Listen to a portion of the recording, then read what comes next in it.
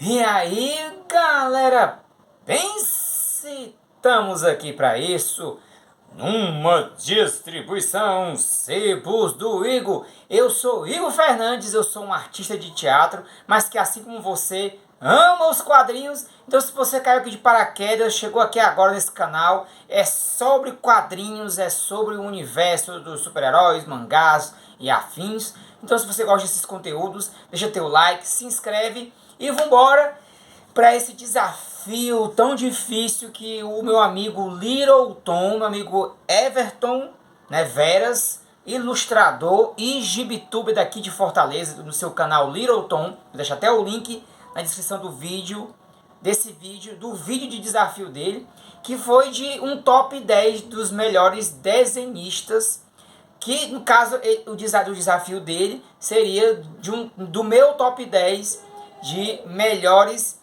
desenhistas do Homem-Aranha. Então tô gravando, tá rolando aqui um jogo aqui do lado do meu vizinho, deixa pra lá, se o jogo for bom, bem, se não for, porra, eu digo. Então simbora aviões, né? E eu vou fazer assim, em vez de fazer uma ordem decrescente, do último lugar ao primeiro, eu vou começar do primeiro. Que aí eu vou meio que, assim, é do que é o meu maior favorito e do que eu considero ser o melhor mesmo, até o que é o último favorito. E aí eu trago também as menções honrosas. Então, em primeiro lugar, Steve Ditko. Não, assim, olha, eu refleti muito, fiquei com a minha caraminhola pensando, digo, cara, o que é que eu vou fazer? Tem como alguém ser melhor do que o Steve Ditko? Você vai dizer, ah, mas a arte dele é ultrapassada. Não, mas a arte dele é assim. Não, mas a arte dele é assada. Eu digo, tá, você pode dizer muitas coisas a respeito das técnicas de ilustração do Steve Ditko ali na década de 60, comparado até a outros artistas da mesma época. Mas ele foi o criador do Homem-Aranha. Então tudo que a gente tem pelo Homem-Aranha é pelas mãos do Steve Ditko. Inclusive de ilustrar uma das histórias mais importantes do personagem, que é o arco, né, do Planejador Mestre. E com a imagem mais conhecida de todos nós, que é a imagem do Homem-Aranha lutando debaixo de uma tonelada de ferragens para poder sair daquele lugar e salvar a tia May, que estava entre a vida e a morte. Então, querendo ou não, olha, ele não só é o criador, como ele também evoluiu a arte dele, deixando o personagem prontinho para as mãos do meu segundo colocado aqui dessa lista, que é nada mais nada menos que o John Romita Sr. Olha, eu fiz uma série de vídeos aqui do canal, né, lendo Homem-Aranha cronologicamente, então dá uma cafucada. Fiz da fase inteira do Ditko e fiz também da fase inteira do John Romita Sr. O John Romita Sr. recebe o Homem-Aranha das mãos do Steve Ditko e ele deixa o Homem-Aranha um traço mais elegante, porém mantendo a essência do que o Steve Ditko deixou, e ao mesmo tempo dando ao Homem-Aranha características ainda mais joviais, ainda mais adolescentes, digamos assim, e claro, desenhando o Duende Verde, dando ao Duende Verde uma cara ainda mais assustadora. Sem falar que ele é quem desenha uma das histórias mais conhecidas de todas, que é a história do Homem-Aranha chamado Homem-Aranha Nunca Mais. Então, querendo ou não, meus amigos e meus amigos, cadê? Deixa eu achar aqui, que eu quero achar a imagem que impacta todas as pessoas nessa vida bandida, cadê? Muito que bem, tá aqui, achei, meus amigos e meus amigos. O Homem-Aranha do John Romita Sr. é um Homem-Aranha que também ao mesmo tempo parece fazer mais sentido, tanto anatomicamente como também do ponto de vista desse personagem mais humano, desse lado mais humano do personagem, né? Então, querendo ou não, e também ele faz parte do nosso imaginário do Homem-Aranha, de muitos que começaram a ler Homem-Aranha por meio das publicações da editora Block, da editora Ebal, da editora Abril. Então, muito do que foi publicado nessas editoras, inicialmente foi já ali a fase do John Romita Sr., antes mesmo da própria fase do Ditko, que foi publicada muito posteriormente. Então, vamos lá. Em terceiro lugar, ele que é amado por alguns e odiado por tantos, Todd McFarlane. No meu top 3 tá Todd McFarlane, porque querendo ou não, ele participa de muita coisa. E aqui já uma correção, ele não é o criador da teia espaguete. Ele é um fomentador do uso desse estilo de teia.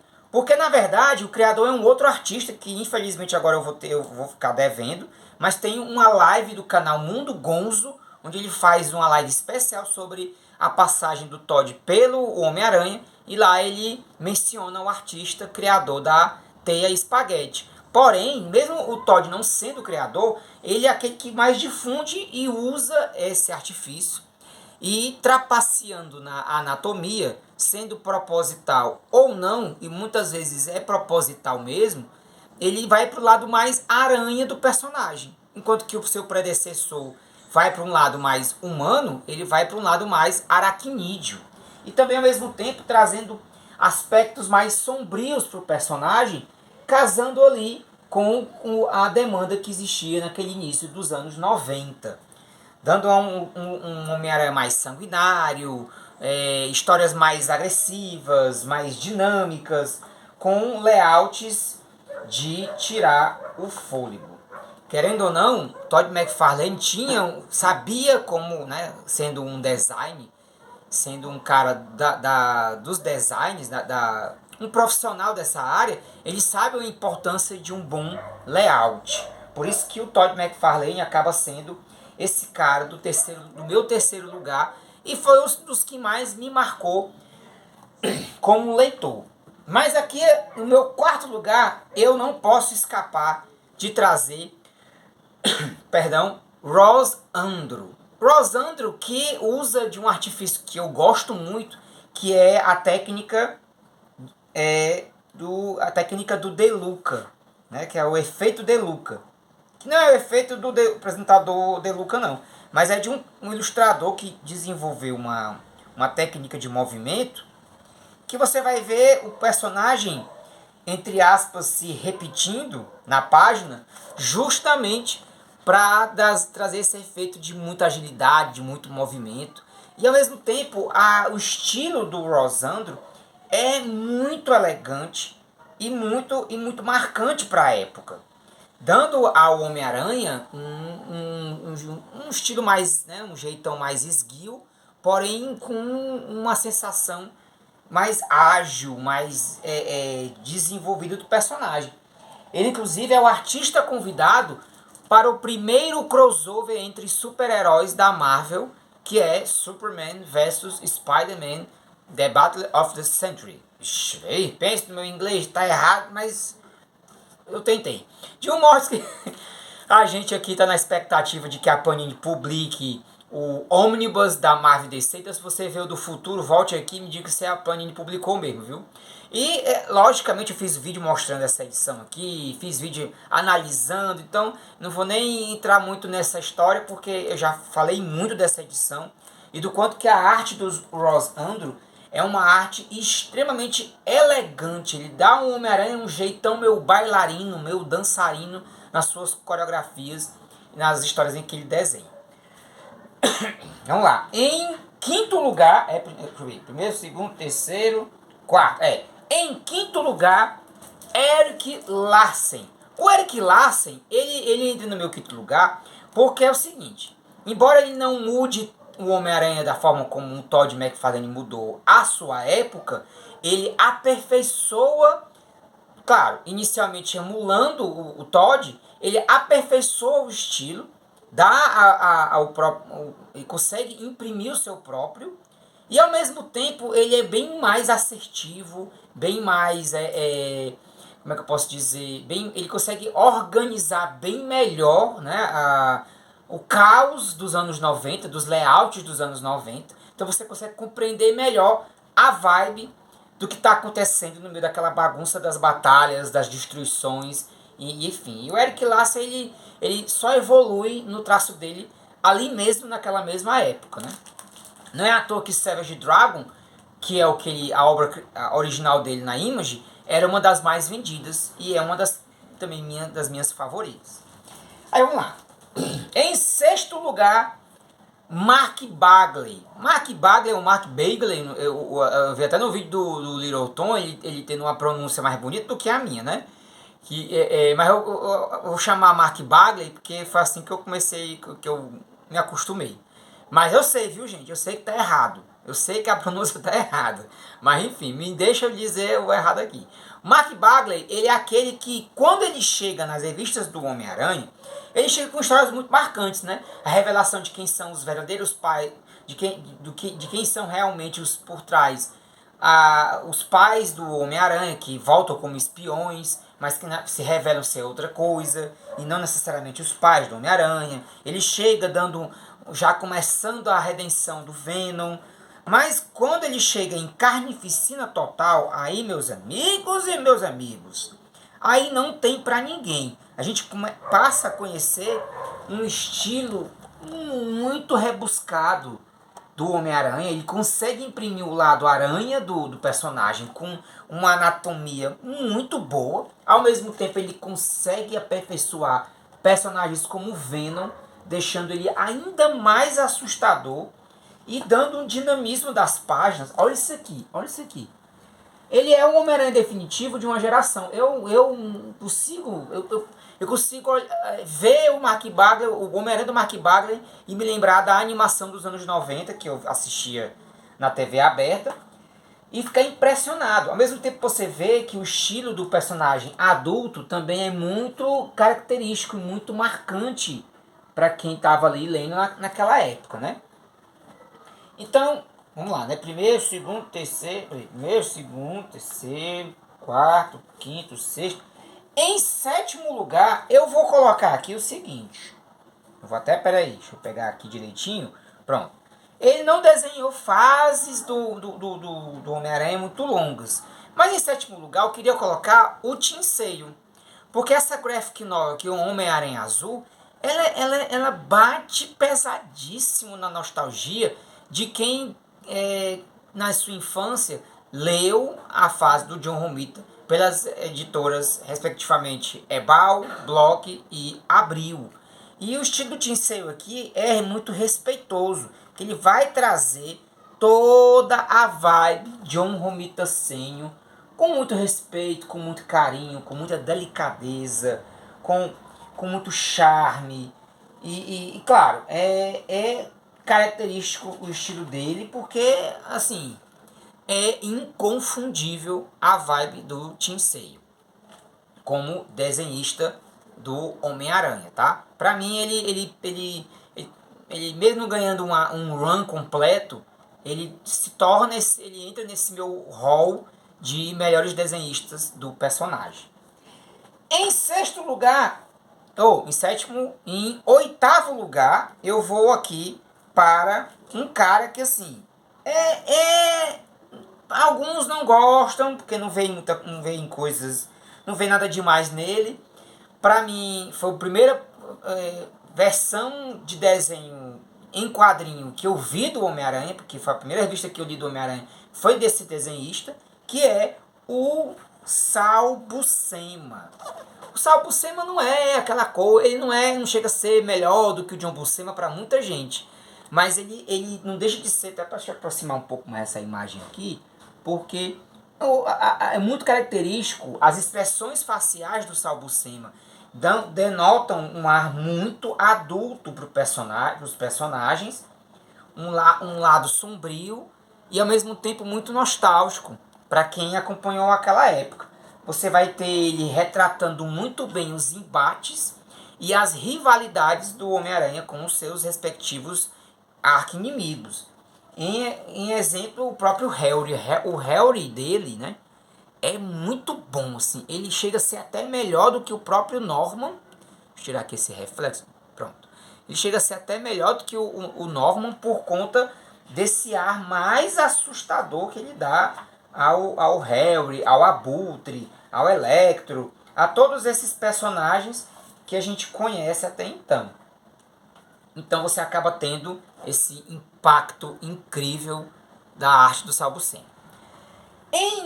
Deixa eu ver aqui, deixa eu ver se eu não estou me perdendo.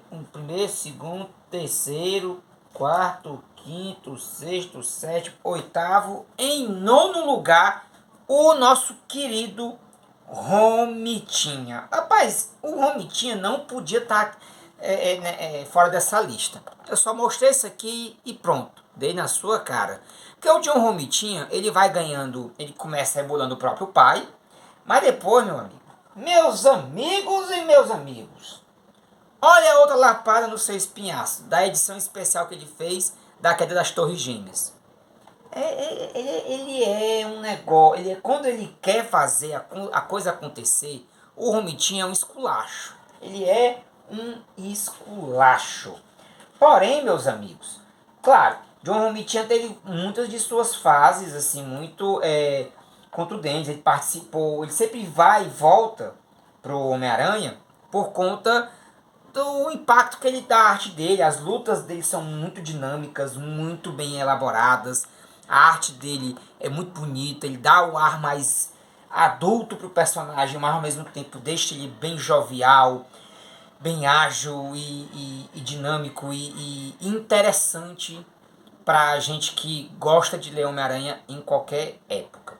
Aí, em décimo lugar, eu quero destacar aqui o Dan Jurgens. Dan Jurgens, que é o desenhista que fazia parte da equipe criativa do arco da saga A Morte do Superman. Porém, ele também passa pelas revistas do Homem-Aranha ali no final dos anos 90 e marca uma geração na saga do Clone como o criador do novo uniforme do personagem. A passagem é curta, mas me marcou muito e por isso que ele está aqui em décimo lugar. Ele acaba ficando nesse último lugar porque, enfim, assim, quando você vai olhar os seus predecessores, a participação dele é menor, porém é muito cativante, né?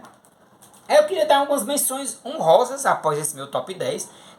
Lembrando que, por exemplo, caras como Mark Bagley, ele também marcam uma geração por conta do Ultimate Homem-Aranha dele.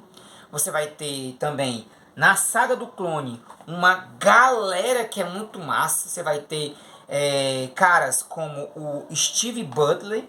O Steve Butler, ele é o cara que é o criador do Aranha Escarlate.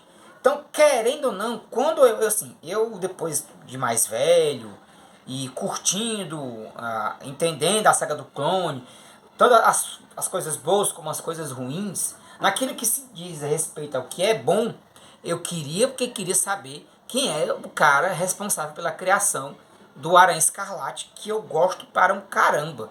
Então, Steve Butler é um cara que até hoje ainda, enfim, tem o Instagram dele, né? O cara faz artes maravilhosas e de vez ou outra ele posta lá no Instagram dele as artes dele de Homem-Aranha, né? Gosto para um caramba.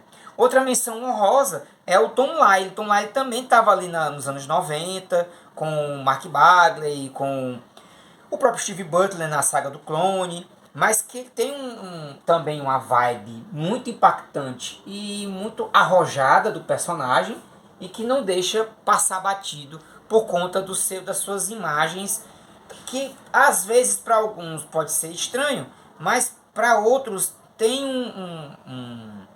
no detalhe as suas devidas diferenças, o que acaba caracterizando, por exemplo, deixa eu pegar aqui uma outra, né? Quando ele chega na saga do Clone, ele traz todo o impacto que se precisa para as histórias do Homem-Aranha nesse período.